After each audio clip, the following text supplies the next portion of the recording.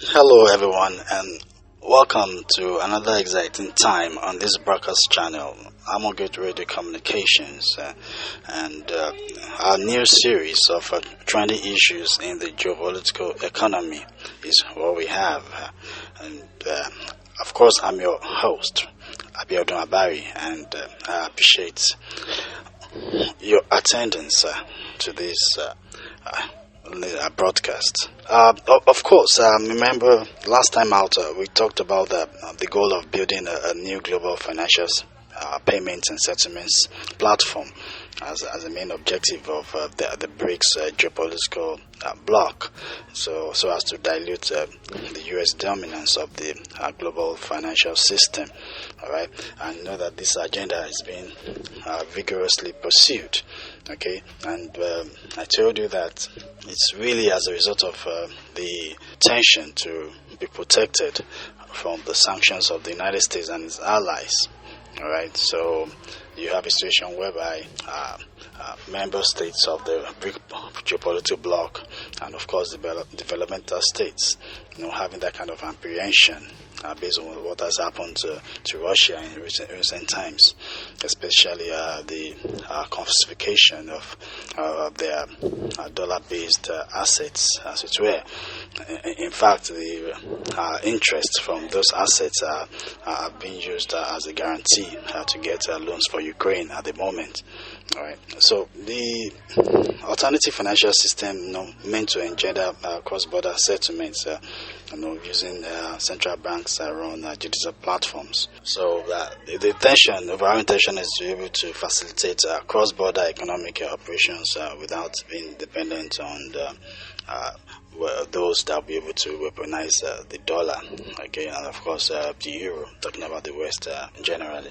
So of course, apart from the ability to help in evading sanctions imposed by the U.S. and its allies, whatever alternative must offer swift transactions and, of course, lower costs, like legitimate costs, as it were, in order to make it attractive for new entrants. And of course, the central position the dollar occupies in terms of global payments and settlement system is not lost on us, okay? Because you know that about 58% of the world's foreign currency reserves are currently in US dollars. Okay, so that puts American financial institutions front and center of global payments systems. And you know that this dominance is actually as a consequence of the post-Cold War order, that's reflecting America's economic, political, and military prowess right after the Cold War, where you have one world power emerging out of the two, that's US and Soviet Union, that actually engaged in the Cold War as existing representing the bipolar world that we had during the Cold War, right after World War II. Of course, the exclusion too from the Belgium-based financial messaging system SWIFT for Russia also sent alarm bells ringing across non-Western countries, across the BRICS bloc, across developmental states, that, well, if it could happen to Russia, it could well happen to us tomorrow. And hence the real urgency to win off dependence from Western-led dollar-denominated global financial payments and settlement system. So it's the intention of the BRICS bloc to place central banks rather than the U.S. correspondent banks at the center of a financial system, at the center of cross-border transactions, right? So that when fiat currency-backed digital money is used, so that will place their central banks at the center, and in effect, so commercial banks will not need to have bilateral engagements with foreign banks, and they'll be able to bypass the effects of the correspondent banking system, okay, ensuring that no country or no single country has the power or influence to disconnect another country through sanctions or to promote its own geopolitical interests. So transiting to this alternative could be well justified, like I said, that need to create the bigger blocks payment and settlement system, which will permit conditions for the effective and independent servicing and support of all international or cross-border trade. Okay. Then I talked about the Bridge project of the BIS. The BIS, Swiss-based organization, usually called the Central Bank for central banks. Right? And we talk about the BRICS bloc drawing inspiration from that Bridge project of the BIS, because you see that the alternative payment platform being championed by the BRICS bloc is really, really modeled after the bridge of the BIS, and I talked about the role China played in the technological aspect, being responsible for the coding that the digital ledger was for the bridge was developed by the People's Bank of China. That is that's China's central bank. All right, so.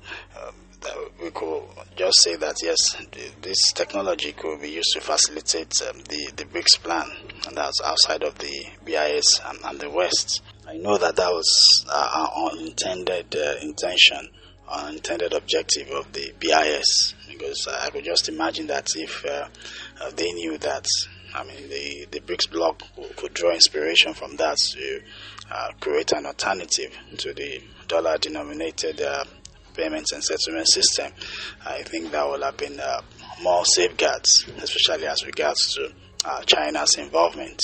Of course, the initiative of the BRICS bloc, if successful, would ultimately reduce the dominance of the dollar, and there will also be attendant geopolitical risks, as since it creates a less expensive political option to bypass the dollar-based system.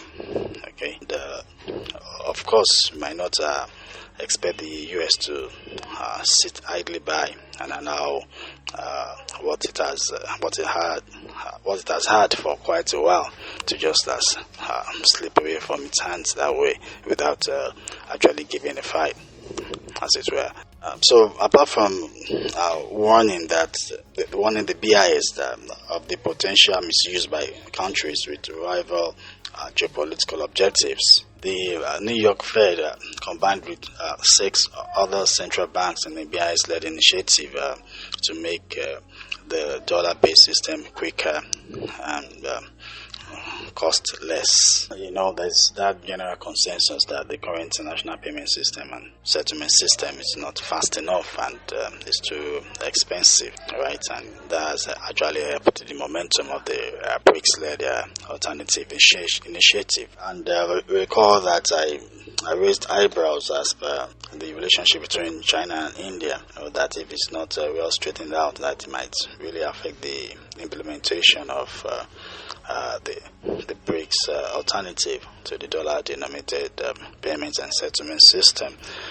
But they had a bilateral meeting on the sidelines of the BRICS summit in Kazan to smoothen their relationship, so that they can have a positive reverberating effect on the BRICS outcomes, because ultimately there has to be consensus on the complex rules governing financial crime necessary to scale a digital currency-based system, and if there is distrust among member nations, that might be very challenging to achieve. So I think the smoothing of the relationship between China and India is a step to actually make the BRICS initiative a reality. But that former President Donald J. Trump of the United States, and soon to be president, because I think by now, if he's not yet declared president-elect, he would no later time. During his sit-down interview with Bloomberg's John Micklethwait at the Chicago Economic Club, talked about using tariffs to this incentivize the pivoting from the dollar as a world reserve currency. Because he believes in the use of tariffs. They might just raise them to ridiculous amounts to discourage a kind of behavior.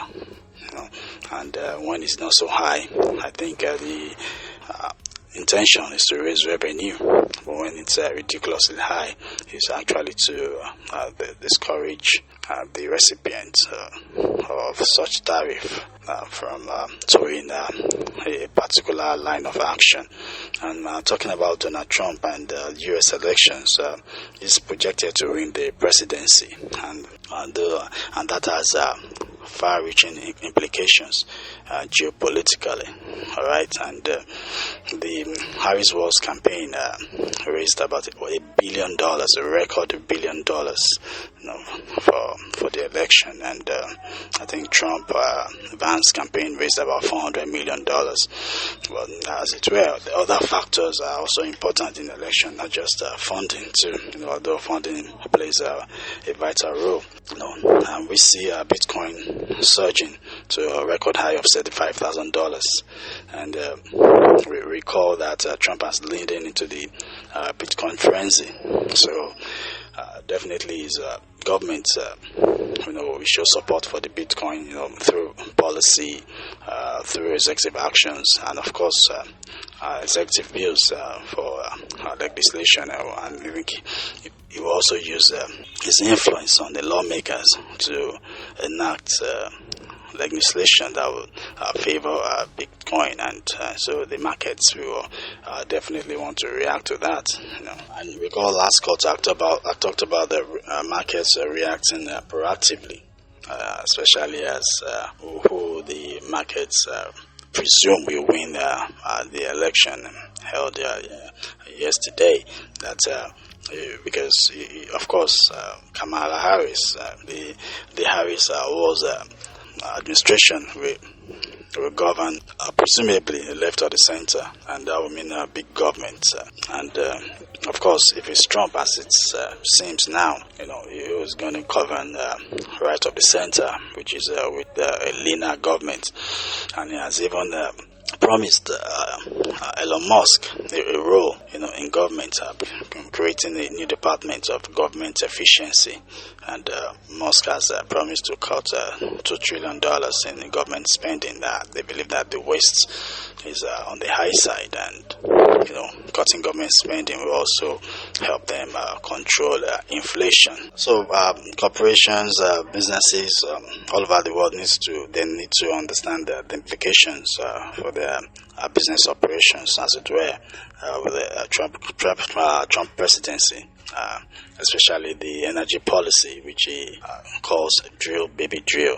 Trump will drill more oil, grant more leases on federal lands, and do everything he can to make energy prices low. And when energy prices are low, they have implications for countries dependent on energy income. Countries like Saudi Arabia, like Nigeria, like Qatar. And the flip side is that energy costs are synonymous with low global poverty.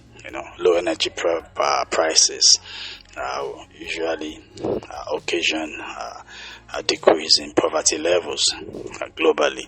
Because when people have access to cheap energy, it reduces their living costs, and even the Trump policy to combat the inflation, to create low inflation, is also hinged on this energy policy, because he believes that if energy costs are low, that the bacon producer, the groceries producer, and all those who use energy in their production will cut costs and be able to reduce prices. So inflation too will be curbed. So he has hinged his low inflation policy on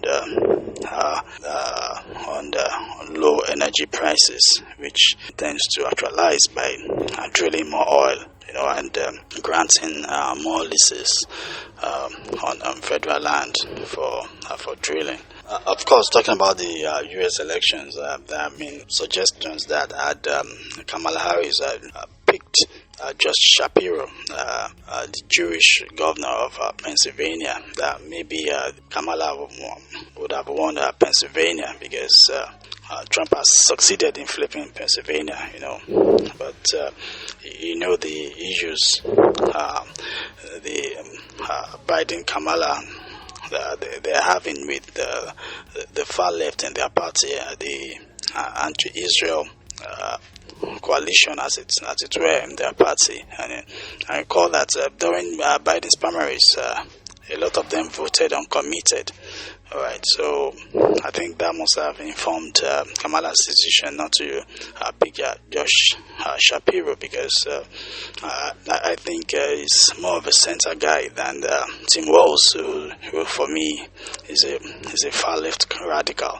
Putting tampon in boys' bathroom and granting safe haven for underaged that are trying to bypass their parents in undergoing sex transition. All right, and from that, for me, is not so rational. All right, you say that underage people cannot touch alcohol, and underage people cannot drive. Underage people cannot do quite a number of things, but they can decide on their own sex change.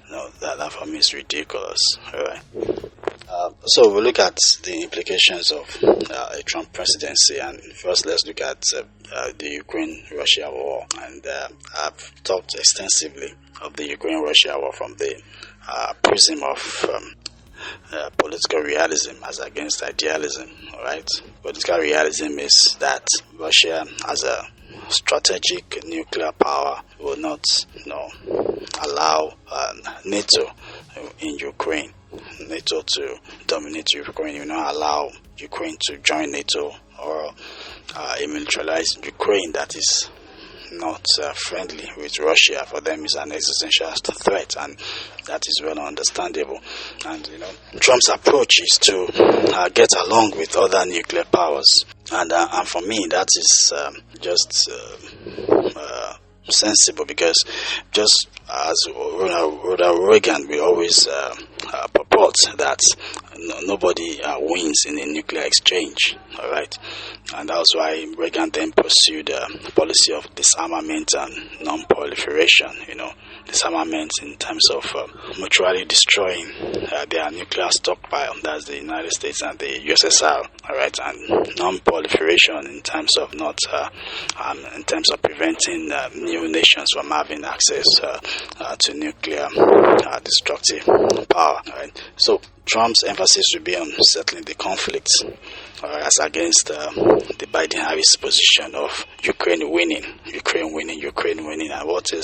at what cost will Ukraine win? Even if Ukraine can win Russia, at what cost? And Trump's approach is to stop the killings, to end the bloodshed and settling the conflict. He even boasted about settling the conflict before he's sworn in on January 20th, 2025, and his approach, when he was followed up, question wise, he talked about knowing their strengths and weaknesses, that both Russia and Ukraine have their strengths and weaknesses, and I think that him talking about strengths and weaknesses, he tends to bait them, with their weaknesses, with their vulnerabilities, all right, and maybe he tends to deflect from their strengths, arriving at a solution, all right. So he is a negotiator, someone that has a background of real estate, and so I think he has been a good negotiator for the U.S., and I think he should be able to negotiate peace between Ukraine and Russia, and so that the mindless killings and bloodshed can stop, so we can have peace in Eastern Europe. And talking about Middle East too, I think you'll also be keen in settling the conflict. All right, he had a proactive approach in making sure that Iran didn't have the funds to fund the axis of terror or axis of resistance, depending on which side of the divide you are. Right, and talking about Hamas in Palestine, Hezbollah in Lebanon, the Houthis in Yemen, and of course the Shiites militant in Iraq. So then he even threatened China with tariffs if they would buy Iranian oil, and China had to just stay put, and Iran was denied revenue to be able to fund these groups, these proxies. All right. So, but when the Biden-Harris administration came on board, the sanctions were removed, and Iran was able to make a sizable fortune from the sale of oil, and of course, because of the energy policy of the Biden-Harris administration and other factors, we had oil prices rising, and Iran was able to make enough money to fund these proxies, and hence we have a volatile Middle East all over again. So I think he will move into settle the Middle East crisis, and I also know that he's a defender of Israel. So whatever you would do, he wants to make sure that Israel is safe. At the same time, his priority would be to end the bloodshed, because he's one American president in a long time that did not start a new war. And so talking about China too, Trump sees China, like many Americans, to see China as the main geopolitical rival. And the reasons are not far-fetched. Talking about ambition, talking about resources, talking about the population. China has all that, and look at the naval power of China, beg your pardon. Look at the dominance, China's dominance in the South China Sea, right? And look at the rate of production of naval infrastructure by China. Even the U.S. is not being able to keep up the level of production of naval infrastructure by China. All right. So I think that Trump will continue in that stead to treat China as the main geopolitical rival. Okay. Russia might have the technology, the military, but I don't think they have the resources. Talking about the economic power, that China has to rival the United States, and of course the trade war too that Trump began during his first term, using tariffs, and recall that the tariffs that Trump started were continued by Biden, and then these tariffs I suspect may be expanded in Trump 2.0. Okay, so, and of course, the BRICS, I talk about the BRICS, and I feel that Trump will want to protect the dollar. I think under the Biden-Harris administration, the dollar went through some kind of, became more vulnerable because of other interests that the Biden-Harris administration pursued in terms of sanctions. So we had a kind of sanctions being counterproductive, actually pushing sanctioned countries and non-sanctioned countries who became apprehensive, pushing them to look for alternatives to be able to bypass the dollar, so that they can be insulated from sanctions imposed by the West and its allies. All right.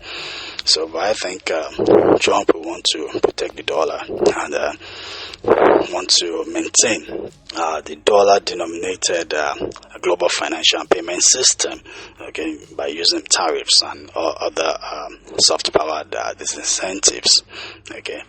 And of course, also look at the implication for Africa.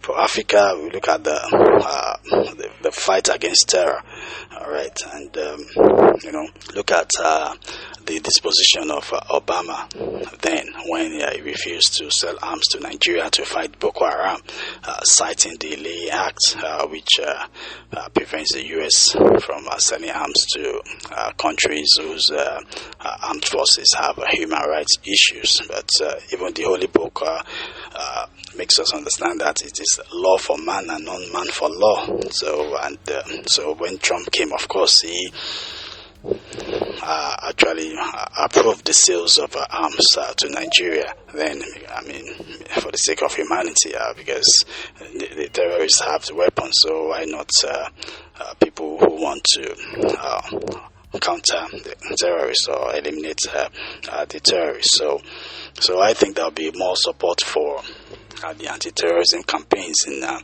Africa with the Trump 2.0, and if we have African leaders who are serious, African leaders who will not pander to terrorists, they can use the second coming of Trump to defeat terror from the continent.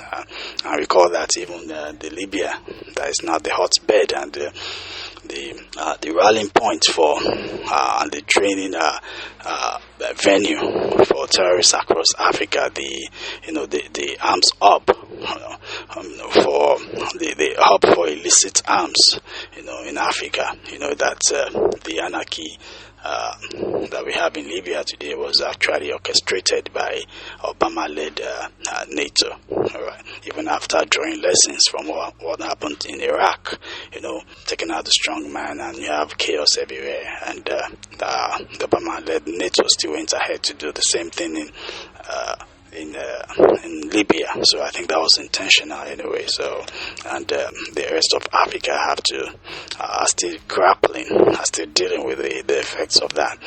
All right. So, and looking at nationalism itself, the America First policy of President Trump.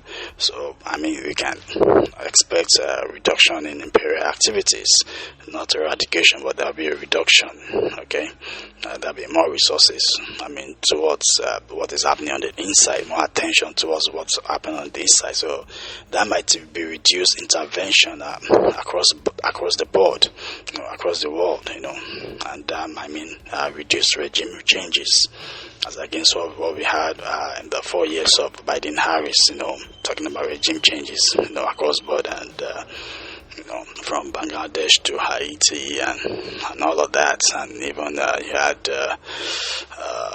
Shinzo Abe being taken out. I'm not insinuating anything, I'm just stating the facts as well. There might have been different reasons for that, but that's the reality that we have. All right, and we also talk about the immigration implications too. And Trump has said that he's not against immigration, but people must come in legally. So illegal immigration will be something that will be minimized. I mean, that will be brought to the barest minimum. I expect him to try to complete the wall and also stop illegal immigrants. And he will want to deport criminal immigrants, and then, of course, generally those who are not in the country legally. So that might have implications for Africa and other developmental states, because they should be ready to receive their people who are in the U.S. illegally. And of course, some of them might be criminals, as it were. All right. And also look at the implications for NATO. NATO, I mean, he has insisted in NATO member countries paying their fair share. The funding obligations must be met. That everything should not just be put on the U.S. Okay, and that's also consistent with his America First policy. All right, so that might bring about increased defense spending by NATO member nations, and of course climate change too. He's not of the view that there's a climate catastrophe, and he will not pursue the EV mandates, the electric vehicle mandates. He will not do that. And although Musk is a strong ally, a strong supporter, a strong surrogate of Trump, he will not pursue EV mandates, even though that might benefit Elon Musk to a large extent business-wise because of his involvement with Tesla. All right, and we don't expect Donald Trump to pursue any climate agenda to the detriment of cheap energy and low inflation. Okay, and I think African nations too should take a cue from that, especially Nigeria. I mean, if it is coal that we have that we need to have cheap energy, so be it. Gas, so be it. I mean, we still need to develop. All right, and we recall that even Britain's industrial revolution was actually hinged on cheap energy too. I think coal was responsible to a large extent for their energy production. So, I mean, African countries and development states too should prioritize, the production of cheap energy, so that there'll be low inflation, there'll be lower living costs for their people, and rather than prioritizing the climate agenda. All right. At this juncture, I want to thank you for staying with me today, and I want you to remember that at Amogate, we are always ready to help and support the organizations to work optimally, creating frameworks and processes for optimization of resources and attainment of goals. You can always visit our website on www.theamogate.org. Our email is contact@theamogate.org. We're on Facebook, LinkedIn, and Instagram at Amogate.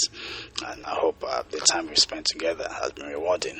And like I said, that is my pleasure until I come up again on devices again.